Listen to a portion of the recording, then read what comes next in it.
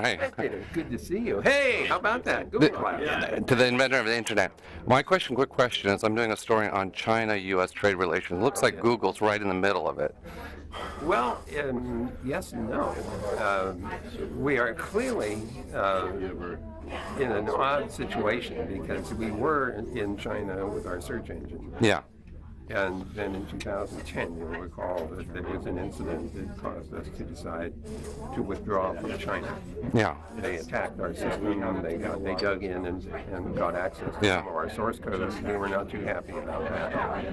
So we ceased search service there, although we still continue to do business in China with our advertising services. Yeah. So we have business there, and we have a number of researchers that are part of the Chinese community doing research in artificial intelligence and also helping us with language translation. So I don't know, we're caught in the middle, I guess, in one sense, and that's because our Android operating system is widely used. Yeah. And Huawei is one of the companies that uses it.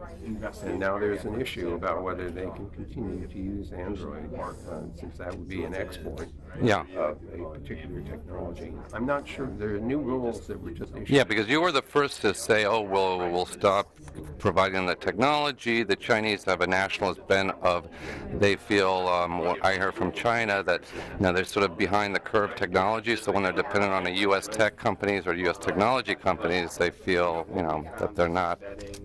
Well, I have to say that the Chinese have made considerable advances in technology, especially biotech, over the last decade or so, and of course they're investing heavily in artificial intelligence as well.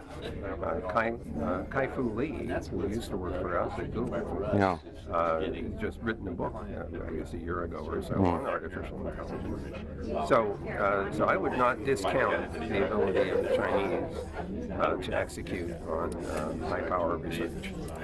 And that's one of the reasons that this is such an interesting collision, because they really are a powerful adversary when it comes to technology. Even though it's Huawei after the Android incident, and I think now you've been talking about moving your production, some of your issues from China to Vietnam. They've been looking at BlackBerry and talking to BlackBerry as an alternative. I hadn't known about BlackBerry's plans, although that company, of course, had its own ups and downs. Yeah. I think there's a very interesting dynamic at work here, about the four tigers in addition to China.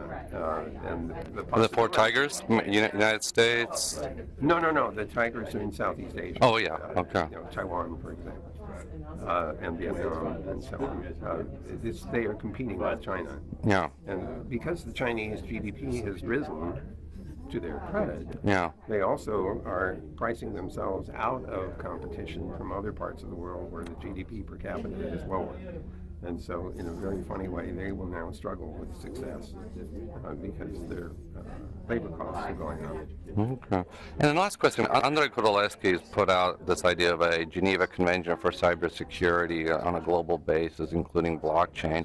Is that something that you'd be pushing, companies like Google, something that like out of Switzerland or even other neutral countries like Finland, to have something that everybody can agree on without national states? Let me First of all, I'm not sure whether a Geneva Convention in the literal sense of the word, the one that is applied to warfare, would work here.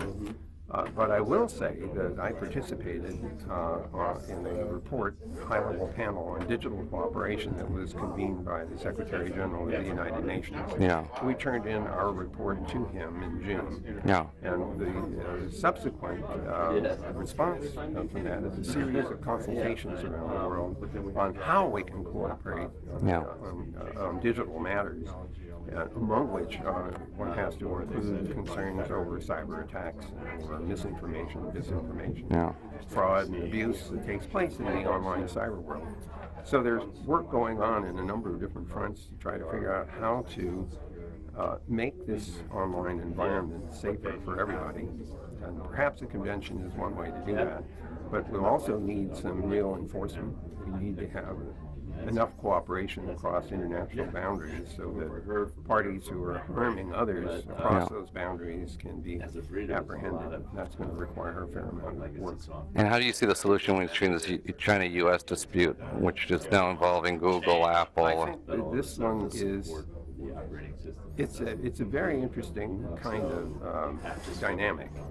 And I'm not yet persuaded that the tariff method of igniting the dispute is necessarily a productive one. I'm sure other people might have different views on that. My view right now is that we should be able to grow this economic pie for everybody if we can cooperate. But right now, that's not the dynamic that's in front of us. All right. Thank you, sir. Thank you. You're welcome. Cheers. All right.